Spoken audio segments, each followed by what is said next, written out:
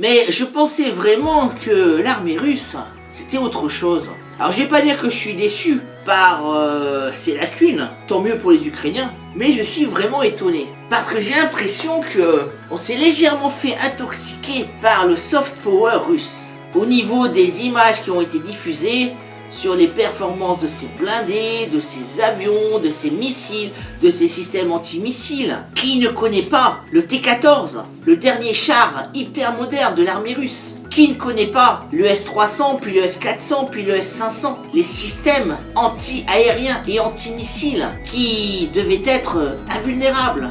Qui ne connaît pas les torpilles et les missiles hypersoniques qui sont capables de voler à plus de 15 000 km/h et qui sont indétectables? Eh ben, tout ça est gravement remis en cause par ce qui se passe aujourd'hui en Ukraine. Et comme je le dis, tant mieux pour les Ukrainiens. Mais on va essayer d'y voir un peu plus clair. C'est après ça.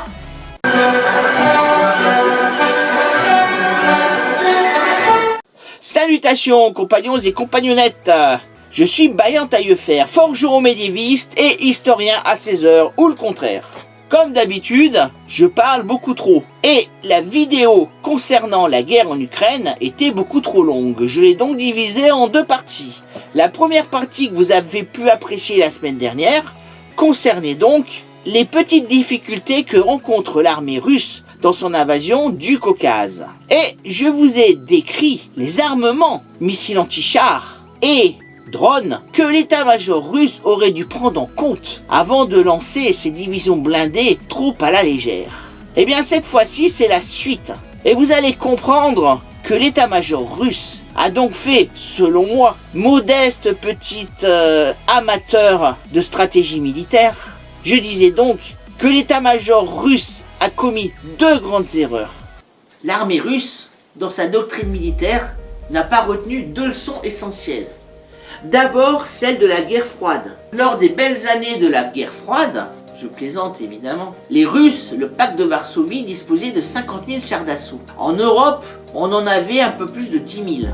Alors, la doctrine de combat était d'engager un maximum de missiles anti-chars. Missiles engagés par des fantassins, missiles que l'on pouvait fixer sur des engins de combat, type Jeep, VAB, M113, ou alors missiles que l'on pouvait tirer d'après des hélicoptères de combat du type Apache américain ou du type Gazelle français, ou alors à partir d'avions. Et la saturation des missiles anti-chars sur le champ de bataille devait annihiler une grande partie du potentiel blindé du pacte de Varsovie. C'était ça la doctrine de guerre dans les années 70, 80, 90. Eh bien, il faut croire que les Russes n'ont pas retenu la leçon.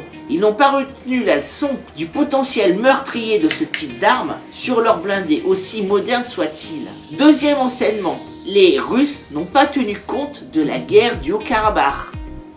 Ils n'ont pas tenu compte de la puissance destructrice des drones turcs, qui sont, comme je vous l'ai dit, extrêmement efficaces. Donc, je vois là une lacune de la doctrine de combat militaire des Russes. Ensuite, il faut noter que les Russes avaient prévu une guerre éclair, certainement, avec un effondrement psychologique de la population et de l'armée ukrainienne.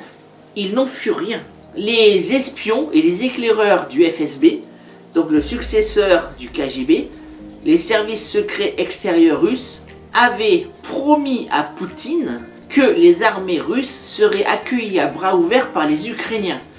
Du moins ceux de la partie est du pays, la partie russophone. Or il faut remarquer qu'à part les républiques sécessionnistes de Lugansk et de Donetsk, les autres villes normalement russophones telles que Kharkov ou Mariupol sont à l'heure actuelle où je vous parle, le 15 mars 2022, encore en train de se battre contre les colonnes blindées qui les envahissent.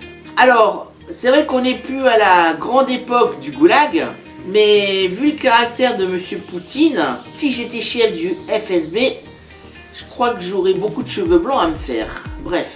Quoi qu'il en soit, donc, les Russes ont très mal jugé de la situation, au niveau militaire et au niveau psychologique, ce qui est extrêmement important. Comme vous le savez, Sun Tzu nous avait dit, si tu connais ton potentiel militaire, mais pas celui de l'ennemi, tu vas perdre une bataille sur deux. C'est exactement ce qui se passe. Alors, c'est pour ça que nous en sommes presque au 20e jour de guerre, et que tout compte fait, les Russes n'ont pas tellement avancé en territoire ukrainien. Ensuite, est-ce qu'il était logique et intelligent de prendre un pays comme l'Ukraine de 40 millions d'habitants et légèrement plus grand que la France avec seulement 150 000 hommes? On peut se poser la question aussi. J'ai remarqué autre chose.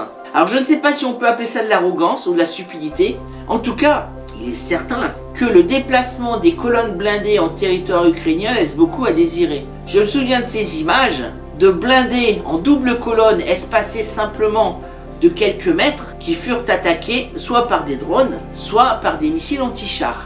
À ce niveau-là, la simple prudence et les tactiques de combat blindés basiques nous disent que dans un environnement avec des tireurs missiles disséminés un peu partout, les chars doivent être espacés le plus possible. Il n'en fut rien. On comprend mieux comment les Russes arrivent à perdre autant de matériel. Alors, à l'heure où je vous parle, le 15 mars 2022, on estime qu'il y aurait plus de 10 000 morts russes et autant de blessés, si ce n'est plus. Tandis que le président Zelensky nous dit que les Ukrainiens, les militaires, ont perdu 1800 hommes. Alors, dans ce genre de guerre, il faut savoir regarder, il faut savoir observer les faits et essayer de comprendre ce qu'on ne nous dit pas. En l'occurrence, la propagande, je le pense, n'est pas que du côté russe. Il me semble impossible que les Ukrainiens n'aient perdu que 1800 hommes. Pour moi, 10 000 Russes morts d'un côté et 1800 Ukrainiens de l'autre, ça me paraît un peu compliqué. Après, je me trompe peut-être. Quoi qu'il en soit, d'après ce qu'on peut voir, les Russes semblent vouloir prendre tous les ports sur la mer Noire. Donc Mariupol risque de tomber assez vite, Kherson est tombé et il ne reste plus que Odessa. Ainsi, les Russes auraient une continuité géographique depuis leur territoire en passant par la Crimée et en allant jusqu'à la Transnistrie. La Transnistrie qui, je vous le rappelle, est un territoire sécessionniste de la Moldavie qui est favorable aux Russes. Et du côté du nord, les Russes ont encore du mal à prendre Kharkov. Il faut noter que si jusque-là les bombardements avaient été relativement discrets sur la ville de Kiev, en ce qui concerne Mariupol et Kharkov, c'est une tragédie. Ces villes ont été bombardées de façon atroce et de nombreux civils sont morts. Actuellement, les Russes ont pris Kiev en tenaille. Alors que va-t-il se passer maintenant? Est-ce que Kiev va résister comme à son époque Sarajevo et le siège dans ce cas-là pourrait durer plus d'une centaine de jours? Dans ce cas-là, l'armée russe s'enliserait dans un guêpier du style Vietnam, c'est possible. Ou alors, est-ce que des négociations vont enfin avoir lieu entre Zelensky et Poutine et que ce dernier acceptera de retirer ses armées? J'ai entendu beaucoup de choses par rapport à une éventuelle frappe nucléaire de Poutine sur l'Ukraine. Ça me paraît un peu disproportionné, quoique tout est possible. Puisque, comme je vous l'avais dit, je n'aurais jamais pensé que Poutine aurait eu le culot d'envahir l'Ukraine, il l'a fait. Donc une arme nucléaire sur l'Ukraine, ça me paraît peu crédible. Parce que par l'engrenage et le mécanisme des représailles, on en arriverait très vite à une troisième guerre mondiale et un conflit nucléaire. Ce que personne ne souhaite, du moins je l'espère. Parce que si c'est le cas, ça va pas être triste. Je pense que le plus intéressant pour Poutine, qui commence vraiment à perdre des hommes en quantité, ainsi que du matériel, et certainement une part de la confiance de son opinion publique, qui, quoi qu'on en dise, reste extrêmement soudé derrière son président, ou comme vous voudrez l'appeler, peu importe. Il faut comprendre que, pour nous, Poutine est certainement un dictateur, effectivement. Mais dans l'histoire russe, comme dans l'histoire chinoise, les dirigeants ont toujours été des autocrates. N'oublions pas que, sous la Russie des tsars, les hommes étaient considérés comme du bétail. Je ne parlerai pas de l'URSS, de Lénine ou de Staline, où la vie humaine pesait extrêmement peu de choses. Si on estime la gouvernance de Poutine par rapport à ses prédécesseurs, il y a déjà un petit mieux, même si c'est pas encore le nirvana, loin s'en faut. Néanmoins, les Russes, je le pense, restent en bloc derrière leur président. Mais si la guerre tend à durer, et si de plus en plus de cercueils rentrent en Russie, alors je le crains, la position de Poutine pourrait devenir très vite inconfortable. Et dans ces conditions, il serait raisonnable pour lui de cesser la guerre et peut-être de mettre dans les pourparlers de négociation en balance le statut de Kiev et du reste de l'Ukraine, qu'il laisserait en paix, par rapport aux villes qu'il a déjà prises. Quoi qu'il en soit, nous espérons tous que les négociations entre Zelensky et Poutine parviendront à leur fin, et que les troupes russes se retireront, et que la paix pourra enfin revenir. C'est de l'intérêt de tout le monde, de celui des Russes comme du nôtre. Puisque si la guerre continue, nos économies vont être terriblement impactées par cette guerre, par la récession économique, par l'hyperinflation sur les matières premières telles que le blé, certains métaux comme le cuivre ou le titane, et évidemment le gaz et le pétrole. Car si les sanctions économiques pourront à terme affecter le régime de M. Poutine, elles feront également d'autres victimes, nous, les pays occidentaux, qui sont extrêmement liés à l'économie russe et aux exportations de matières premières et d'énergie.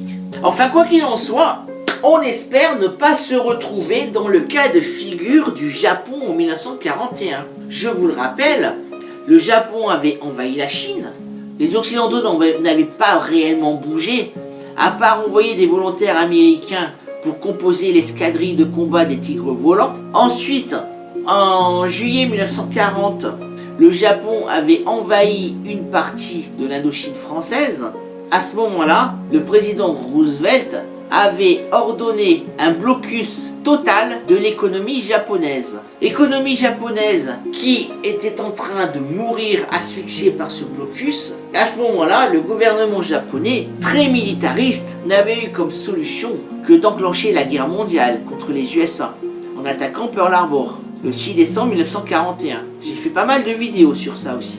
Si on doit être fort et ferme par rapport à son adversaire, il faut toujours laisser une porte de sortie.